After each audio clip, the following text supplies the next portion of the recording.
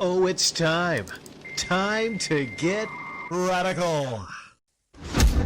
Viewer discretion is advised. Welcome to Radical Comment of the Week for August 4th through August 10th. These are the very best comments from that time period. Starting out with the almost honorable mentions, we have Juliet India Mobile, Art Bell, and Cause_Tech. The first honorable mention comes to us from Shanana Timms. I don't know. I can't honestly imagine them being smart enough or frugal enough, talking about the Game Chasers, to pocket any of the money. These are grown men who get off on farting on each other. Way back in the day, now, one of my buddies and I made 2 short films, under 10 minutes each, for a local art studio. Even having written the scripts ourselves, and thus using locations, items, etc. that we knew we had, each film likely cost us under $150 each. And that was just for 10 minutes of severely low quality. Given these guys' track record of being unable to accomplish anything correctly, they can't make episodes anymore because of the coronavirus, but before that, legit excuses, their game chasing was over because the rocket scientists burned all the bridges at all the local flea markets, their channel's lifeblood. Hey Billy, Flea Market A has been acting kind of antsy about us filming there. Hey, I know, why don't you call your alcoholic friend to be our cameraman? That way he can walk in with an open container and get us kicked out right quick. That way, there'd be no way for us to make the videos people watch us for, but some won't be smart enough to call Patreon and cancel their subscriptions. Okay, my hypothetical plan for them there took a turn towards the Machiavellian, but I honestly don't think any of them are that smart. I mean, one episode had Billy waking Jay up, and Jay was sleeping on a Reggie-esque floor mattress surrounded by 80s toys. I can honestly imagine them spending the funds to purchase a hell of expensive professional camera and then selling it by using it to film a story about 2 grown losers who lust after a beat-up game machine. I get it. I had a NES in the 80s too, and it was light years ahead of our prior Atari 2600. I have a lot of good memories centered around playing with it and with my friends, family, etc. But in all my memories, it's still a tool. Something used to create a better experience with those I love. It's not the experience in and of itself. They're literally emotionally stunted adults. If they get extra money, they'll blow it on beer for their aforementioned alcoholic cameraman and or a catering service. I have trouble believing they can look into / plan for the future. Their whole shtick is based around their past. The next honorable mention comes to us from Lewis 2. Video games can either create completely original concepts to idealize the setting and rules that you play under, or they can take pre-existing concepts to redesign and model different settings and rules. And in a way, this can apply to the establishment of game genres. Influential can be interpreted in many ways. And while I did not see Cinemasker's video, I think they may be giving Zelda zeal due to less influence and more inspiration and also success. Switch the topic to fighting games, for example. From Street Fighter to Mortal Kombat to Samurai Showdown to 3D fighting games like Virtua Fighter, Tekken, and Soul Calibur, they definitely aren't the very first fighting games in history, but what they did was change playstyles, rule sets, graphical styles, and atmospheres. While Street Fighter and Mortal Kombat seem most well known for those 6, would anybody disagree about Virtua Fighter not being as popular as Tekken, even if Virtua Fighter invented the 3D fighting game? I think that Zelda may have gave more inspiration, so more developers could conceptualize their own games like action / RPG hybrids, but as for influence, other games seem to influence Zelda, as far as with Zelda 2's experience, point system, or later with Breath of the Wild's open world environment being done by games like Dragon Quest or Elder Scrolls, respectively. Influence is about affecting activity, whereas inspiration is more about motivating activity. And the last honorable mention comes to us from Haddington Rose. Video games in the 90s were considered toys. They were for kids. Only adults with kids would play them. Look at the court case about Night Trap and Ratings Board. Adults back then thought it was a phase, and once you get older, kids won't want them any longer. And these were the adults with Atari and Pong. They have video games as well. Most kids, once they grew up, stopped playing with their toys. When I was a child, I walk like a child. I talk like a child. But when I become a man, I put away childish things. Yes, someone with a freaking Pikachu icon can say this quote and understand it. I enjoy video games, toys, comics. I have nostalgia glasses just like the rest of my generation. But when it's time for me to be an adult, I'm an adult. I got a bill to pay, and I can't afford it. Don't go crying to strangers about it. I sell the basically, for lack of a better word, useless crap around my place and pay the damn bills. I don't care if the games I played survive past my lifetime. Think about it. Has anyone tried having kids playing the retro games? They don't like them. They find them boring, hate the bland colors, or how bad they look. I've tried getting my niece and nephews to play the older games. They have no interest past the first few levels. I couldn't get them to play Pokemon Yellow. They hated it. But they love the remake Let's Go Pikachu. Literally the same gameplay, but the 8-bit game was slow and boring for them. The HD remake was faster and looked more like the cartoons.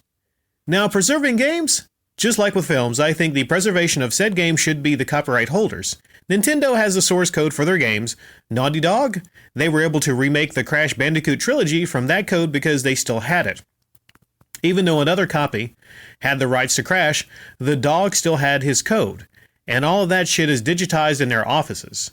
Why do you think they can release these games over and over again? They back up their protection work. That's their intellectual property, and they will protect it. Business is about money, and you can't sell what you don't have.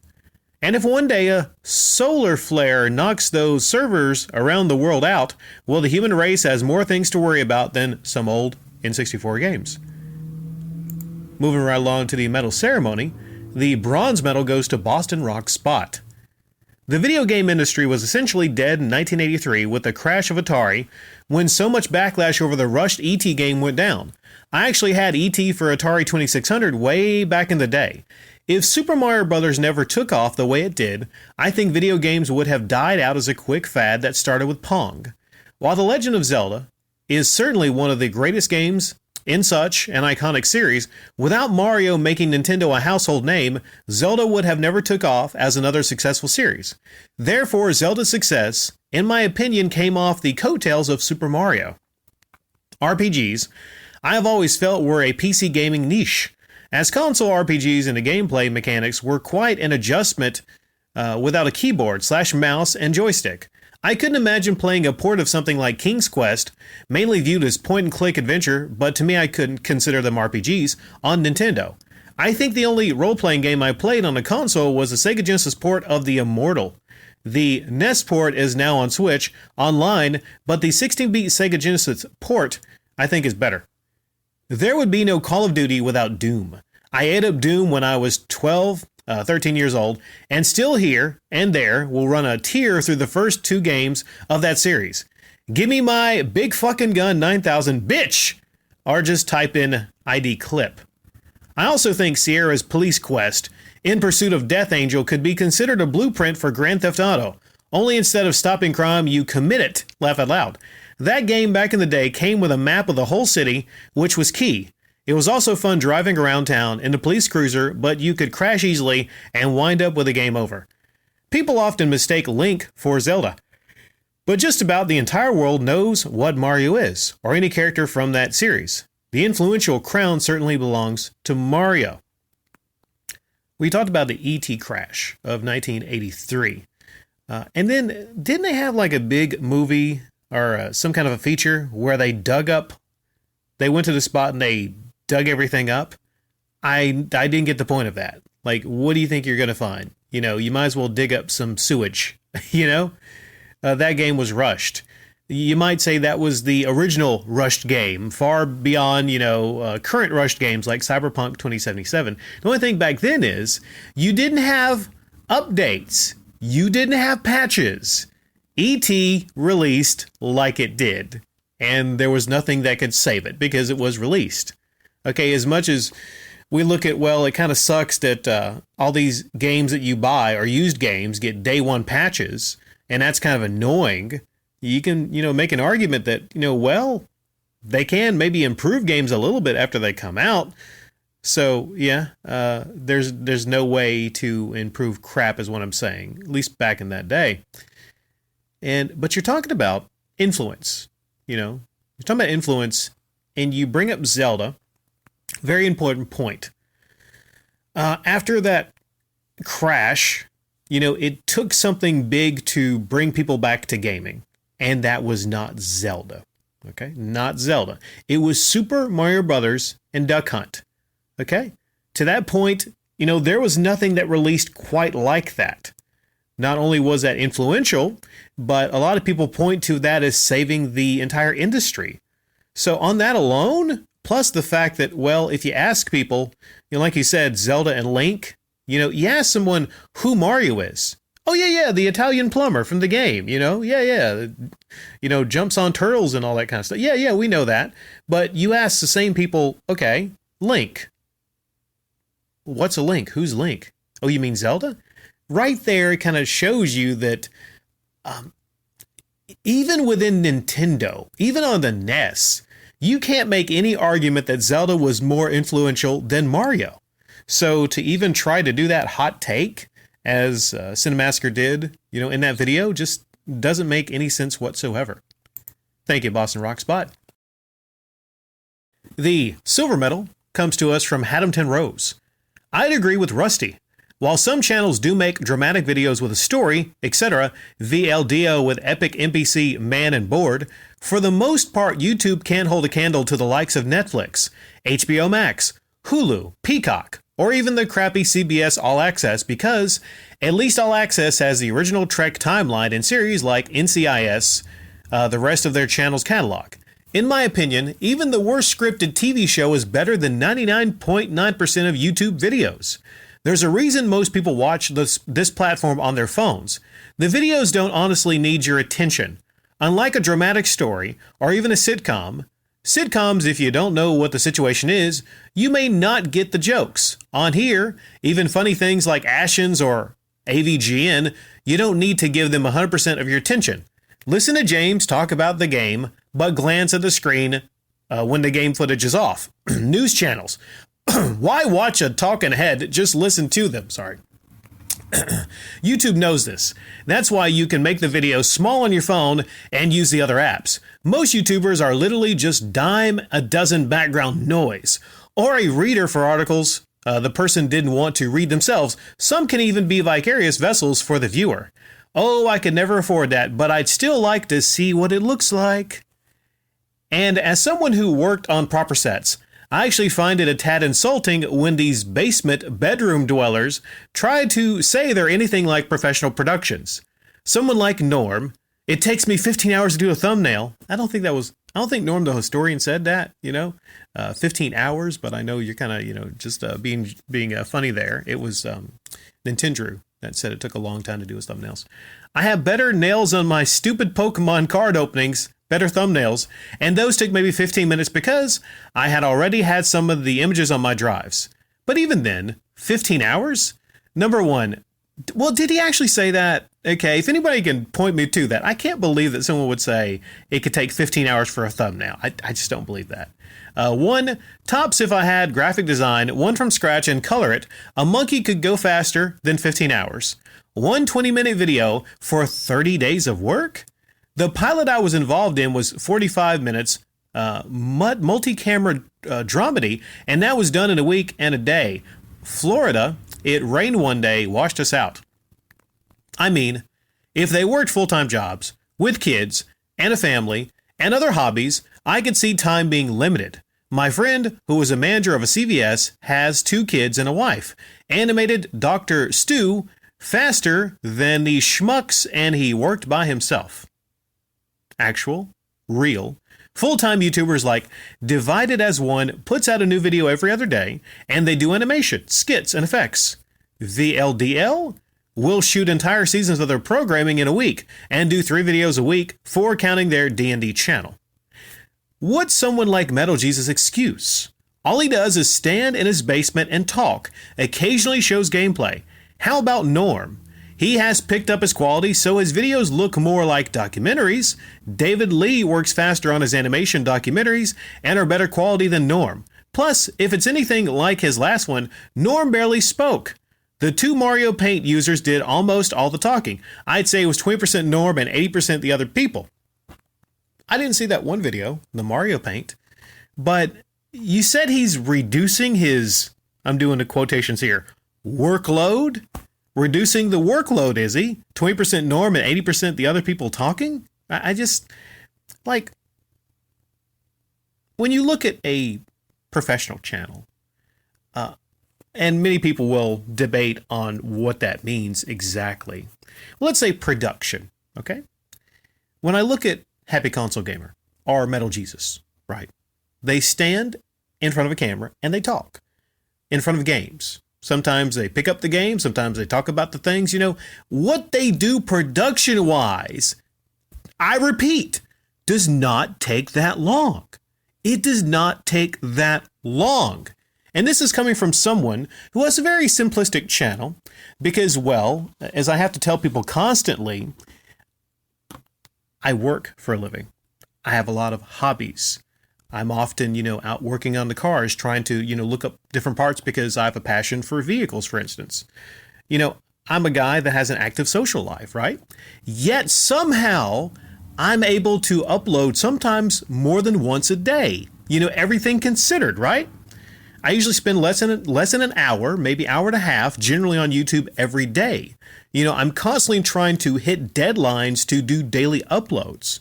Something like this right here might take an hour, hour and a half because it takes a while to search for the comments to put things together and then to put them together in this, audio show in an entertaining fashion, right? Sometimes people get shocked when they come here and they say, well, I think you need to consider a different career. I'm like, this ain't my fucking career. I'm just dicking around most of the time, right? But the irony is, me just dicking around is far more entertaining than a lot of these professional channels, right? So, I mean, you see it, you say, as someone that actually has been involved with productions, from your experience, your personal experience, you find it insulting when a lot of these channels are actually trying to, say that they're professional productions. And great point when you bring up Netflix, HBO Max, Hulu. There is nothing currently on YouTube that reaches the level of Solar Opposites, for instance. A lot of people don't know what Solar Opposites is. It's the same people that did Rick and Morty, right? That's a really great show. Started off, not so great, but I'm really into it right now. Okay. I'm really into that. That is the kind of production you will not see on YouTube. And for many people, admittedly for this channel, a lot of people will put this in the background as background noise while they're doing other things, right? My channel included. Okay. This is not a professional production. Most of YouTube, 99% of YouTube, let's be honest here, is just background noise. Thank you, Hampton Rose. And now for the shiny, shiny gold medal. We got Darth Grumpy. As I said to Cinemassacre themselves, including Ryan, which did not respond to me, no, Zelda is not the most influential game of all time. Not by a long shot. There is one game that exists that is the most influential game of all time. It was released on December 10th, 1993. That game is Doom. Think about it. Doom made popular digital distribution via shareware for the first of the original 3 episodes long before everyone else did.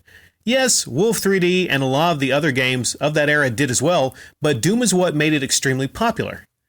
Doom made multiplayer popular. They practically invented the multiplayer that exists today, aka deathmatches. Doom increased internet and computer proliferation by leaps and bounds. Doom created the modding scene by actively discouraging people to mod the game and make their own levels. Sorry. Encouraging, not discouraging. Doom put the first-person shooter genre on the map. Sure, not the first-person genre game, but it was the very first that made it extremely popular. Wolf 3D, while popular, sold far less than Doom did. It's not even a fair comparison. Doom has been ported pretty much more than any other game in history. It's on everything. Hell, people even made a version for the VIC-20. Runs like crap and in black and white, but it still exists. I could spend hours just stating the influence Doom had on the industry as a whole. 98% of the world computers at that time had Doom installed on them. It is responsible for thousands of hours of lost labor due to employees at IBM and Intel playing death matches. Doom is the most influential game of all time. I'm a Doom fanboy. The original, I like the original, not the new ones. But no one can deny how it shaped the industry into what it is today. Anyone who says otherwise is lying. No offense is intended, by the way. Okay, well, people had different opinions, Darth Grumpy. You can't say that, someone would be lying if they chose maybe Super Mario Brothers on the NES, for instance, as being the most influential game of all time. You can make arguments for different games, the aforementioned Super Mario, for their importance. But I think as a lot of people confuse success and importance for influential. Meaning, okay, these days right now, going back from 1985 or whatever year Super Mario released, the side-scrolling platformer, what is more prominent right now? Like currently right now and into the future, what's going to be more prominent? A side-scrolling platformer, a Zelda-type game, or a first-person shooter? I would make the argument the most popular genre right now, in some way, shape, or form, whether it's first-person shooter, whether it's like over the shoulder, people shooting each other in death matches. These are the biggest, most popular types of games, of varying qualities, of course. You look at maybe what Mario spawned, the side-scrolling great games that Mario spawned from its influence. But then you look at Doom and what it spawned. Half-Life, the first Halo, GoldenEye 64, and so forth and so on, right? Some of the best games ever made were spawned because of Doom. The fact, you look at multiplayer, for instance. Multiplayer, okay, would not exist if not for the influence of Doom. And some people bring up Wolfenstein 3D, right? I played Wolfenstein 3D. I like Wolfenstein 3D. I see it for its significance, its importance. But Doom came along after and just pretty much... People don't refer to Castle Wolfenstein, Wolfenstein 3D. People don't refer to that game because it's all about, like, Doom. You said it, Doom is on everything. Doom was on everything. And looking back, which one is funner to play? Doom or Wolfenstein 3D? It's Doom, hands down. Like, you look at the music in the games. What's more freaking iconic, as far as first-person shooters than the Doom theme? I'll probably even use that as the outro here. Looking back at 1993, you look at the time that it released. The time. How it pushed tech. A lot of people point to Crysis. Hey, can your computer run Crysis? No, in the early 90s, everyone was trying to run Doom. Doom is it. I agree with you. I think Doom is the most influential game of all time, Darth Grumpy.